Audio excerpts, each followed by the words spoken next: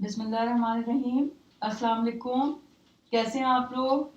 उम्मीद है कि आप खैरियत से होंगे। मैं बहुत खुश हूँ कि आपको मेरे ये जो मेडिकल एडवाइसेस मैं आपके लिए अपलोड कर रही हूँ वो आपको पसंद आ रही हैं। मैं आपके देखती हूँ कमेंट्स, तो मुझे बहुत खुशी होती है।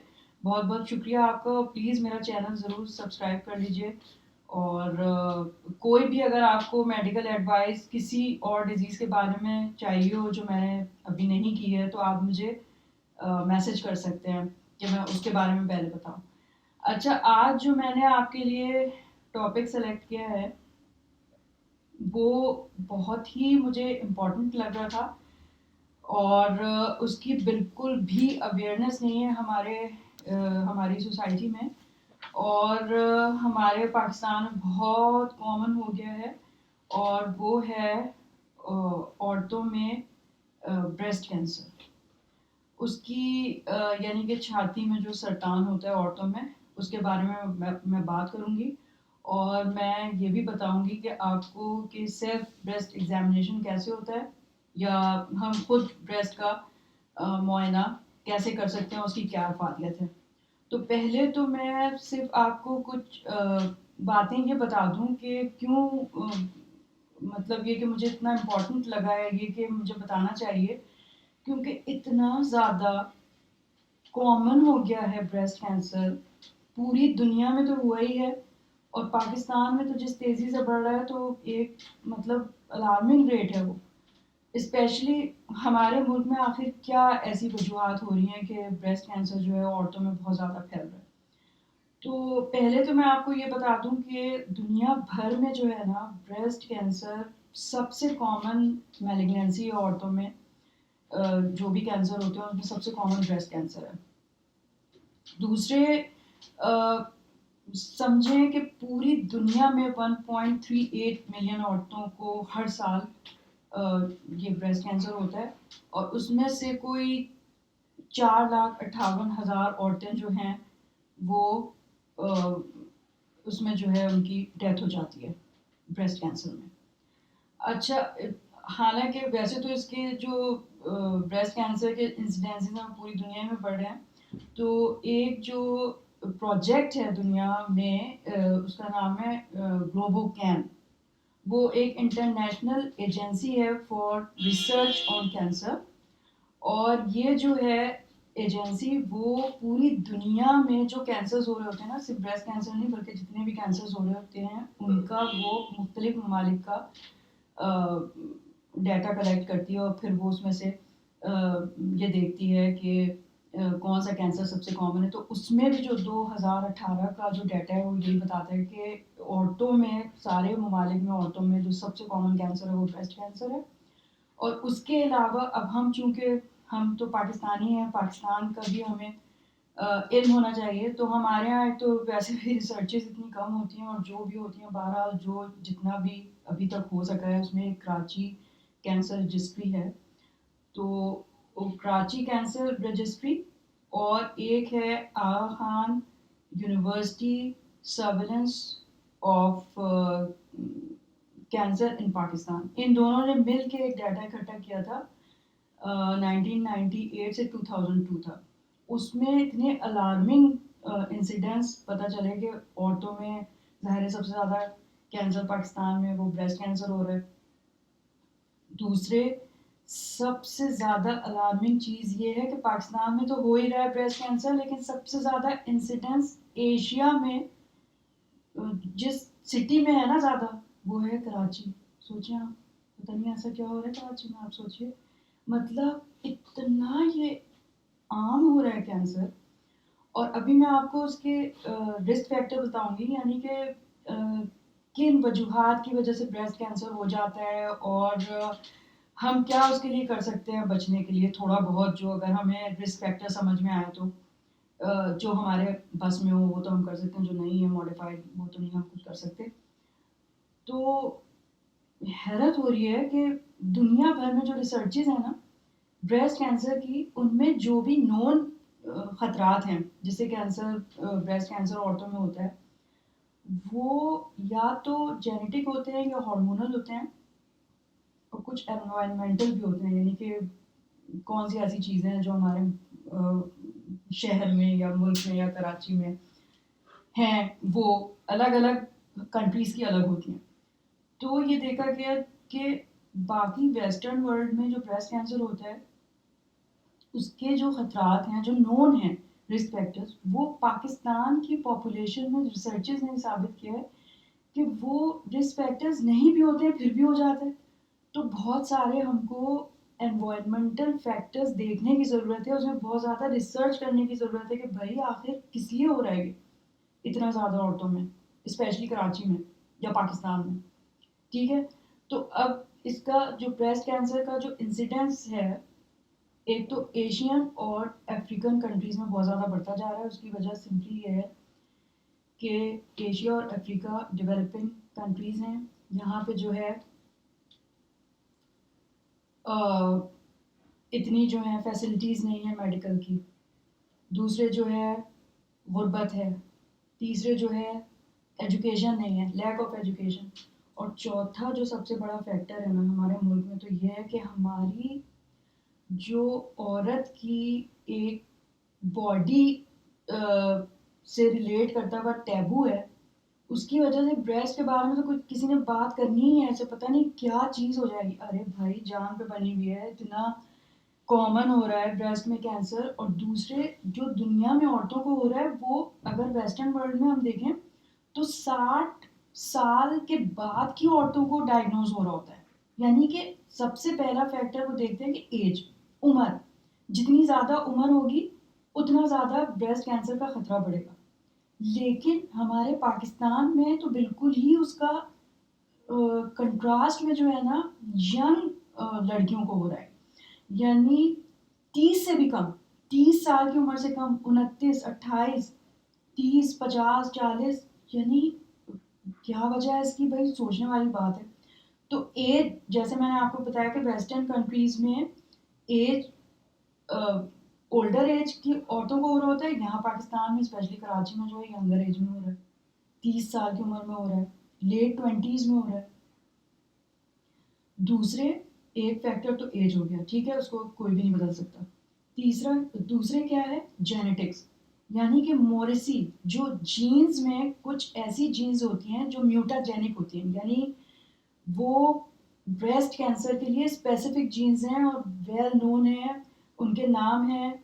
और जिन लोगों में, जिन औरतों में ये होती हैं, उनमें बहुत ज़्यादा इसका रिस्क होता है ब्रेस्ट कैंसर का। अब अगर मॉरिसी है तो आप समझ लें कि फैमिली हिस्ट्री अगर किसी की फैमिली में है, ख़ानदान में अगर ब्रेस्ट कैंसर है किसी को, तो होशियार हो जाना चाहिए, अपनी भी एहतियात करनी चाहिए, देखना चाहिए अपने आप को भाई कि कहीं हमें ना हो जाए, क्योंकि हम भी तो उसी फैमिली के रुकने हैं। अब देखें, फैमिली में एक होता है फर्स्ट डिग्री रिलेटिव और दूसरे होते हैं सेकंड डिग्री रिलेटिव। तो फर्स्ट डिग्री रिलेटिव क्या है, उसमें बहुत ज़्यादा हाई इंसिडेंस होता है अगर फैमिली में किसी को हो, जैसे माँ, बेटी और बहन। अगर किसी की माँ को है, किसी की बेटी को है, किसी की बहन को है, तो ऑटोमेटिकली फिर पूरे ख़ानदान के लोगों में, औरतों में बढ़ जाएगा उसका चांस। सेकंड डिग्री रिलेटिव क्या होता है, जैसे ग्रैंड पेरेंट्स हो गए, नानी, दादी और खाला, फूफी, भतीजी और भांजी, ये सेकंड डिग्री रिलेटिव हैं। इनमें भी अगर है तो भी खतरा बढ़ जाएगा। तो अगर फैमिली में किसी को है तो ज़्यादा अवेयरनेस होनी चाहिए हमें, ठीक है, कि हम अपनी हमें इतनी अवेयरनेस हो, हमें इतना पता हो कि अगर कोई चेंजेस हो रही हैं ब्रेस्ट में, तो भाई उसको हम एड्रेस करें, डॉक्टर के पास जाएं। अच्छा, एक बड़ी चीज़, फिर ये दूसरा फैक्टर हो गया। तीसरा फैक्टर जो है ब्रेस्ट कैंसर के रिस्क का, वो है क्योंकि ब्रेस्ट कैंसर जो है वो एस्ट्रोजन की ज़्यादती की वजह से होता है। अब एस्ट्रोजन हमारा बनना शुरू होता है जब हमें, लड़कियों को माहवारी शुरू होती है, एस्ट्रोजन से हम एक्सपोज होते हैं। तो अगर जल्दी माहवारी शुरू हो जाए किसी को, लड़की को, जैसे 12 साल से अगर पहले हो जाए, तो ये रिस्क फैक्टर है। यानी 13-14 साल में अगर माहवारी हो रही है तो ठीक है, लेकिन अगर मेंसेस शुरू ही जल्दी हो गए, 9-10 साल की एज में हो गए, तो इसका मतलब है, तो उसका तो स्पैन जो है वो तो बढ़ जाएगा ना एस्ट्रोजन का। तो फिर उन औरतों में फिर लेटर स्टेजेस में ब्रेस्ट कैंसर डेवलप होने के चांसेस होते हैं।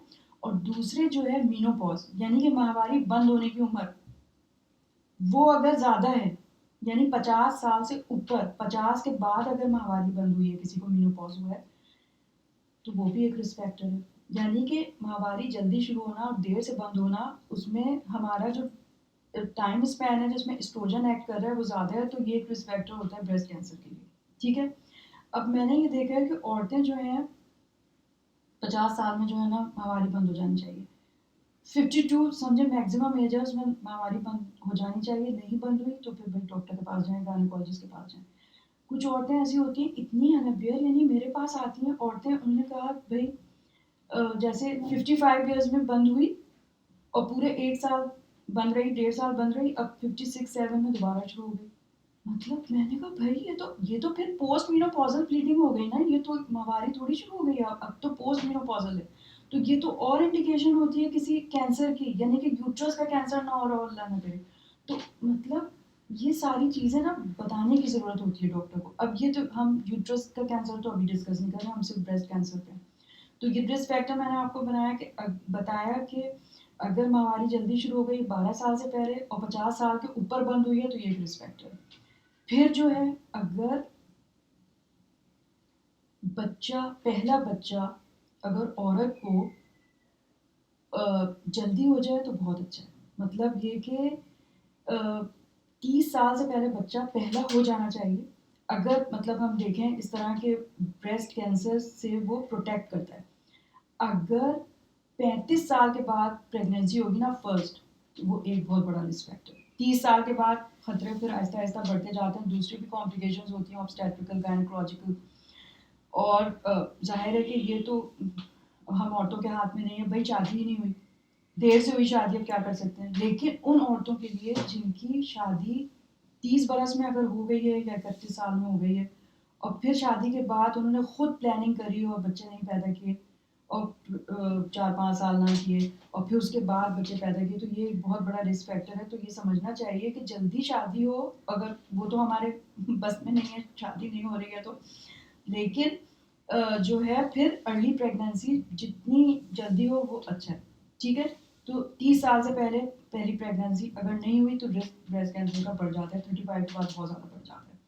तो नली पैरस अगर औरतें हैं, जैसे शादी ही नहीं हुई, ज़ाहिर है बहुत सारी औरतें की शादी ही नहीं हुई, भाई अब वो क्या कर सकती हैं, वो नली पैरस है, उनका तो नहीं हुआ, तो ये एक रिस्क फैक्टर है, उसका हम कुछ नहीं कर सकते। फिर क्या है, मल्टी पैरिटी अगर है, बच्चे पैदा हुए हैं 30 साल से पहले, बहुत प्रोटेक्टिव होता है ये। ठीक है, औरतों के लिए तो जल्दी शादी हो जल्दी बच्चे हो वो ही अच्छा है। उसके बाद जो एक रिस्क फैक्टर है वो ये है कि ब्रेस्ट फीडिंग, यानी कि दूध पिलाना बच्चे को। देखें कुरान शरीफ में भी ये हुक्म दिया अल्लाह ताला ने कि 2 साल बच्चे को दूध पिलाओ। अब साइंस ने ये साबित कर दिया है कि बच्चों का दूध पिलाना औरत के लिए और बच्चे दोनों के लिए जो बहुत ज़्यादा फायदेमंद है, plus protective against breast cancer है। यानी कि अगर बच्चे को आपने 2 साल दूध पिलाया है तो खुद ब खुद जो है वो, क्योंकि लैक्टेशनल एमिनोरिया हो जाता है, उस वक्त माहवारी बंद होती है, तो वो प्रोटेक्टिव होती है औरत के लिए against development of breast cancer. तो दूध पिलाना चाहिए हर बच्चे को। अगर आपने नहीं पिलाया है, अब एज गुजर गई, बच्चे बड़े हो गए, उनकी शादियां हो गई, तो भाई अपनी बच्चियों को आप ये तलकीन करें कि वो 2 साल अपने छोटे बच्चों को जो है ना दूध पिलाएं। ठीक है, ये प्रोटेक्टिव अगेंस्ट ब्रेस्ट कैंसर है। फिर ये तो सारे हाँ हार्मोन, एक तो हम एंडोजीनियसली जो हमारे हार्मोन है एक्सपोज है हम, उसके अलावा जो एक्सोजिनस हम हार्मोन ले रहे हैं, उसमें आ जाती हैं ओरल कॉन्ट्रासेप्टिव पिल्स, यानी वक्फे वाली गोलियां।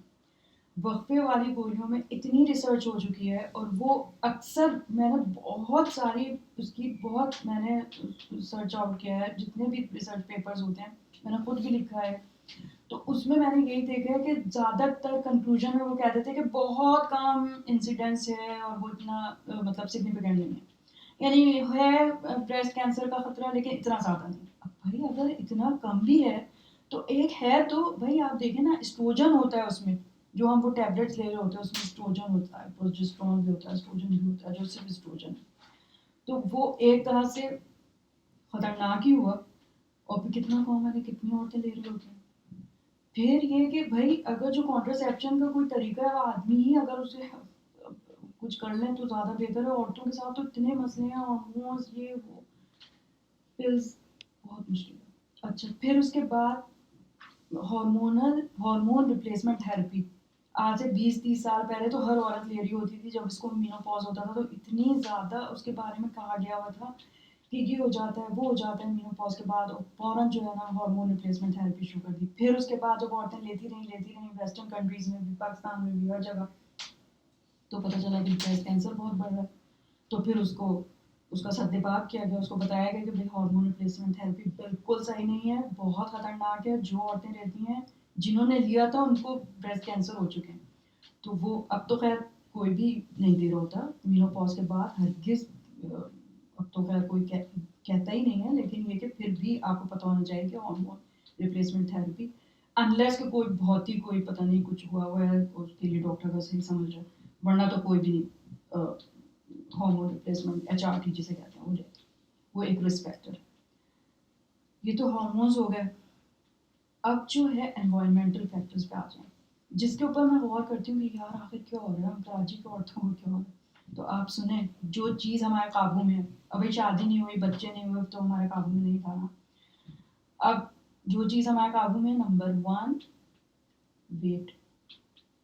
वेट का बढ़ना, ओवर वेट, सिर्फ 10 kg भी वेट अगर बढ़ रहा है इनिशियल के वेट से, ओबेसिटी हो रही है।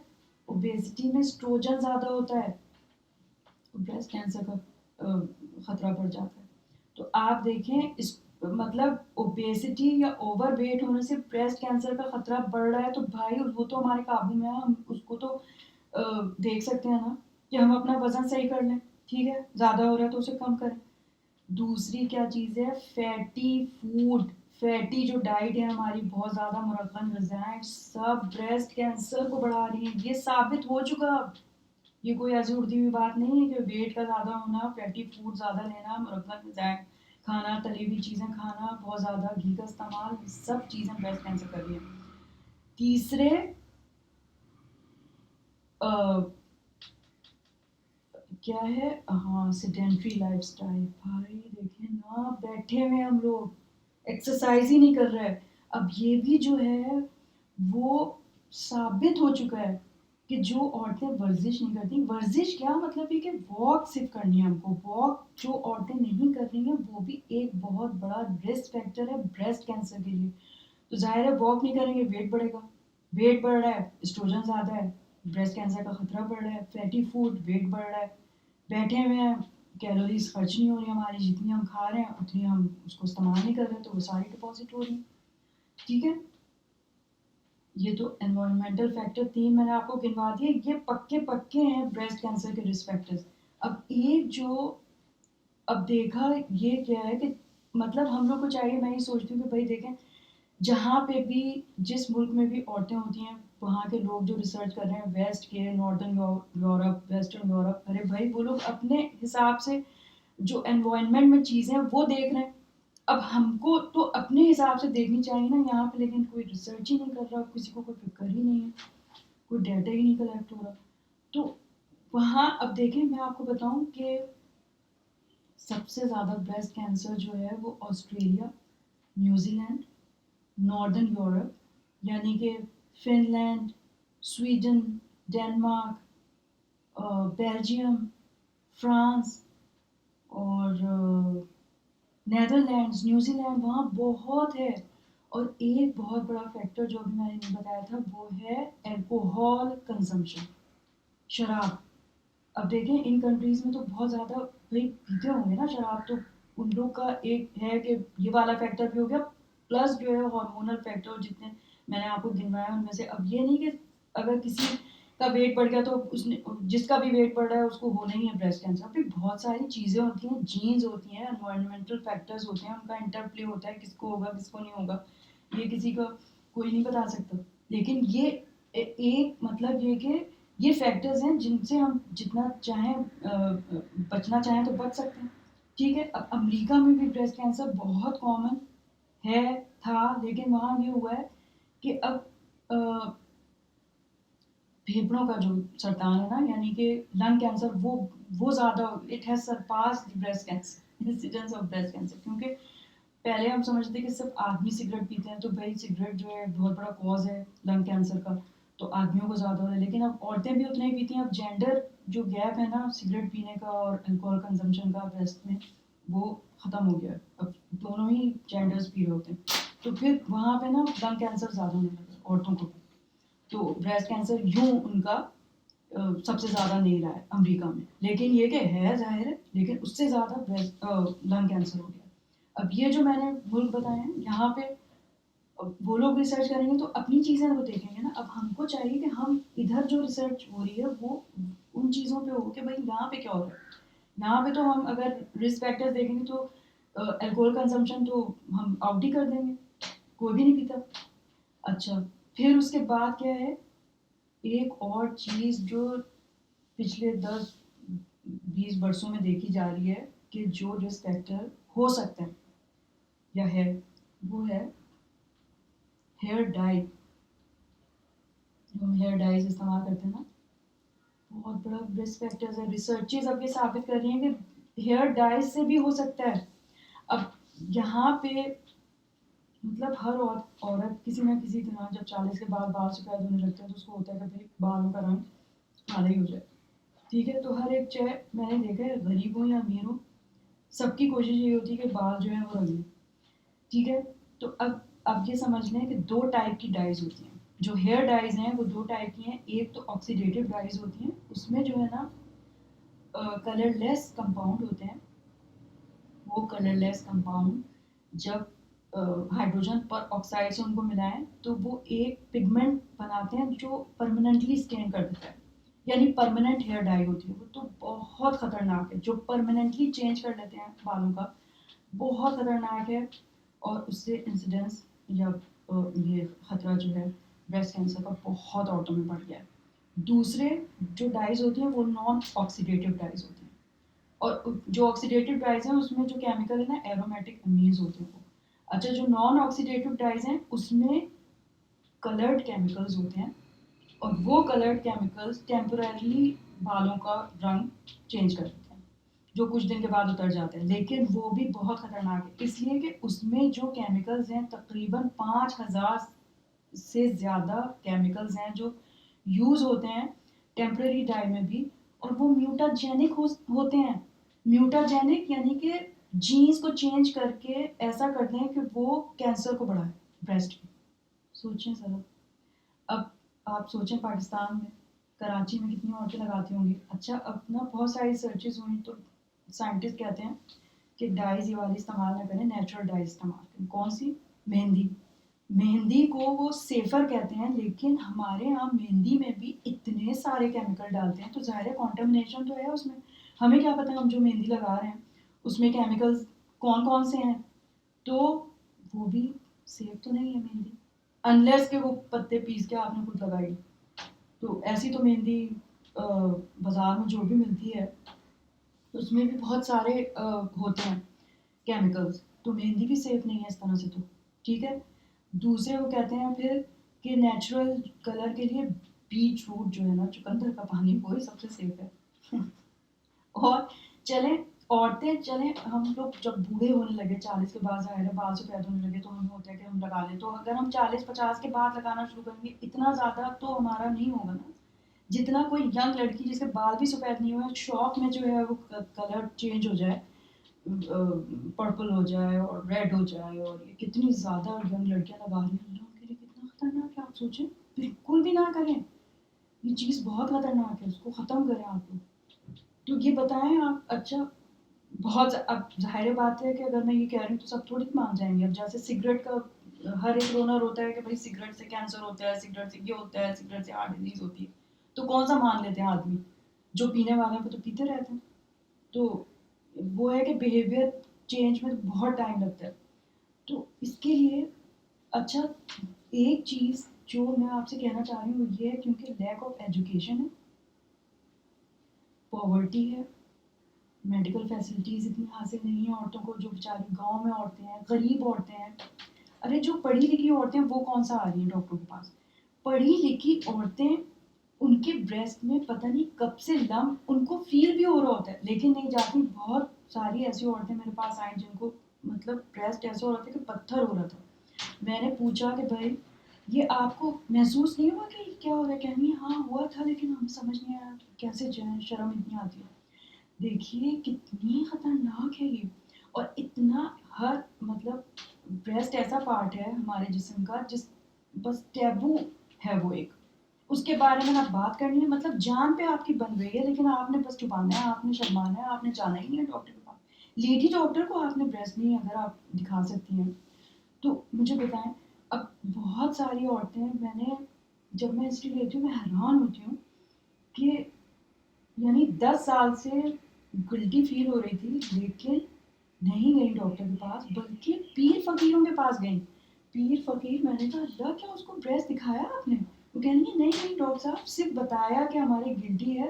तो फिर उन्होंने जो भी दवा दी या जो भी किया उनसे कराती रही इलाज, ठीक है। एक वक्त ऐसा आया कि वो लंप जो था जो ज़ाहिर है स्किन के नीचे दिखता थोड़ी है, वो तो जब आप फील करेंगे हाथ से तो आपको पता चलेगा, फट क्या होता है, फट गया वो।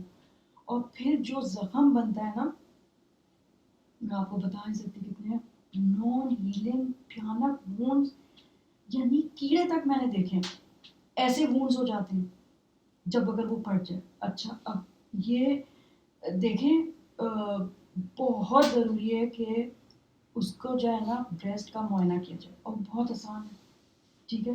लेकिन हम लोग करते नहीं हैं इसलिए कि हमें इतना पता ही नहीं है कि होगा कैसे। बस सब कहते रहते हैं awareness of breast cancer, awareness of breast. भाई क्या ब्रेस्ट कैंसर की अवेयरनेस?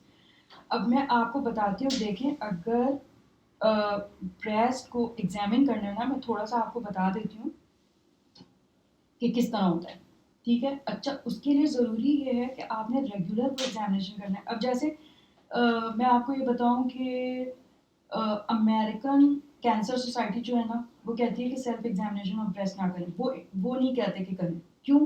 इसलिए कि पहले उन्होंने कहा कि करें तो फिर औरतें इतनी ज़्यादा उनके पास आती हैं और कहती हैं हमें लंप है, और फिर वो उसकी बायोप्सी होती है, बहुत सारे वो नेगेटिव निकल आते हैं। तो वो कहते हैं कि हमें करने की ज़रूरत नहीं है, हम जो है हर साल जो है इनका मेमोग्राम करा लेंगे, ठीक है। तो वो उनके पास तो फैसिलिटीज़ है ना, वो इतना अमीर मुल्क है, वो तो कुछ भी कर सकते हैं। तो लेकिन जो ब्रिटिश कैंसर सोसाइटी है वो कहती है कि फिर ब्रेस्ट एग्जामिनेशन सेल्फ एग्जाम करें। तो पाकिस्तान में तो करें ही करें क्योंकि हमारे पास तो और कोई चारा नहीं है। भाई आपने कम से कम देखें तो सही कि उसमें कोई चेंज तो नहीं हो रहा। अब ब्रेस्ट एग्जामिनेशन करने का टाइम मैं आपको बता देती हूँ, तरीका भी मैं बताती हूँ। टाइम ये है कि जिनको माहवारी आती है, मेंसेस होते हैं, वो जब मेंसेस ख़त्म हो जाएं तो 1 हफ्ते के बाद करें और हर हर महीने इसी टाइम पे करें। यानी कि जब मेंसेस ख़त्म हो गए एक हफ्ते के बाद आपने किया, ठीक है।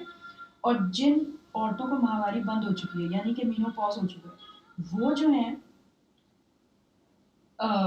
किसी महीने का कोई भी एक दिन बना लें, मतलब पहला हफ्ता या पहली तारीख या जो भी हो डायरी में आप लिखें और उसी हर महीने उसी टाइम पे आप करें, ठीक है। और इसका फ़ायदा ये होता है कि आप जब एग्जामिन करते रहते हैं ना तो आपको अपने ब्रेस्ट की कंसिस्टेंसी या छाती की जो जैसी फील है वो आपको पता होती है। फिर अब अगर आप हर महीने करेंगे तो अगर उसमें थोड़ा सा भी चेंज होगा ना आपको पता चल जाएगा। और दूसरे क्यों हम दूसरे यानी कि जब हमारे पीरियड्स होते हैं तो हमारे जो ब्रेस्ट हैं वो टेंडर हो जाते हैं, उसमें दर्द होता है या उसमें सूजन हो जाती है या कुछ ऐसे लंप आपको महसूस हो सकते हैं, तो उस दौरान में मत कीजिए, ठीक है। जब ओवर हो जाए पीरियड्स उसके 1 हफ्ते बाद कीजिए, ठीक है। अब करना कैसे है देखें, सिंपल तरीका है। आप शीशे के सामने खड़े हो बाथरूम में या जहाँ पे भी आप प्राइवेटली आप कर सकते हैं, कर सकती हैं। तो कमीज़ उतार के आपने देखना है, पहले तो जायज़ा लेना है अपना। हम तो जिस्म देखते ही नहीं है कि कैसा हो रहा है, ठीक है। पेट बाहर आ रहा है, क्या हो रहा है, किसी चीज़ की हमें परवाह नहीं है, बस हम काम की धुन में लगे रहते हैं। तो पहले तो देखिए अगर एक ब्रेस्ट छोटा या बड़ा है तो इससे कोई घबराने की बात नहीं है, ये कोई कैंसर का साइन नहीं होता, ये एक नॉर्मल वेरिएशन होती है। असल चीज़ क्या है, सबसे पहले उसका स्किन का कलर देखें, शेप देखें, कोई डिस्टॉर्टेड तो नहीं है, कोई शेप में फ़र्क तो नहीं आया हुआ ब्रेस्ट के, नंबर 1 जो देखने ही में आपको लगे। दूसरे उसकी स्किन, ऊपर जो हमारी खाल है ना वो नॉर्मल है, स्मूथ है, ठीक है। अगर उसमें ऐसी चेंजेस हो रही हैं जैसे डिम्पल्स पड़ रहे हैं, या ऐसी स्किन हो जाए जैसा जैसा संतरे का छिलका होता है ना, कैसा होता है उसमें छोटे छोटे वो डिम्पल्स होते हैं, कहीं से उभरा हुआ होता है ना, एक स्पेसिफिक, बिल्कुल अगर वैसा होने लगे कहीं पे भी ब्रेस्ट की, बहुत खतरनाक चीज़ है ये, ठीक है। प्यूज ऑरेंज अपीयरेंस हम इसको कहते हैं, ये ब्रेस्ट कैंसर की निशानी होती है। एक ये आपने देख लिया। दूसरे जो है निपल, निपल जो है वो मतलब इवर्टेड होता है ना, अगर वो रिट्रैक्ट होके अंदर चला जाए, बहुत खतरनाक, ये भी एक साइन है ब्रेस्ट कैंसर का। सिर्फ निपल जो है अंदर चला गया, बाकी ब्रेस्ट ठीक है, तो भी आप डॉक्टर के पास जाएं। अच्छा, आपने चेक कैसे करना है? देखें, जिस ब्रेस्ट को आपने चेक करना है, ये हाथ देखिए आपने पीछे रखा, ठीक है, ताकि ये ज़रा विजिबल हो गया पूरा। अब आपने ये हाथ इस तरह रखना है, ये जो उंगलियां है ना, ये आपने बिल्कुल स्ट्रेट रखनी है, और इनसे आपने फील करना है। और कोई भी मेथड आप यूज़ कर सकते हैं पूरे ब्रेस्ट के लिए, लेकिन मुझे है कि स्पायरल अगर आप करें निपल से लेके और बाहर की तरफ आप आए, तो पूरा ब्रेस्ट आपके ना ऐसे आप करेंगे यूँ, ठीक है। और बिल्कुल भी ऐसे ऐसे आपने नहीं करना है, क्योंकि अगर हम ऐसे करेंगे तो हर चीज़ हमको गिल्टी ही लगेगी, क्योंकि हमारे ब्रेस्ट के अंदर तो हैं ही सारे के सारे ग्लैंड्स। तो आपने सीधा रखना है। तो आपको अगर कोई हल्की सी भी कोई लंप होगा स्किन के नीचे, वो हिलता हुआ या सख्त पोर्शन या जो भी ज़रा सा भी डिफरेंस है, वो आपको पता चल जाएगा। इस तरह से आपने कर लिया, फिर क्लेविकल के नीचे जो कॉलर बोन है इसके नीचे भी कर लिया, फिर जो हमारी ब्रेस्ट की टेल है ना वो एक्जिला में जाती है, यानी कि बगल में, तो आपने यहाँ पे भी देखना है, यहाँ पे नहीं, कोई गिल्टी नहीं है।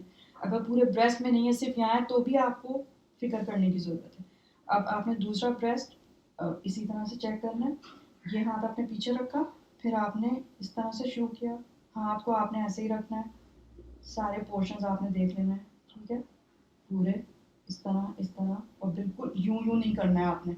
और फिर यहाँ पे देखा, फिर इस तरफ आपने ना यहाँ एक्जिला में भी चेक कर लिया कि कोई लंप नहीं है, ठीक है। अगर है, नहीं है, बहुत अच्छा।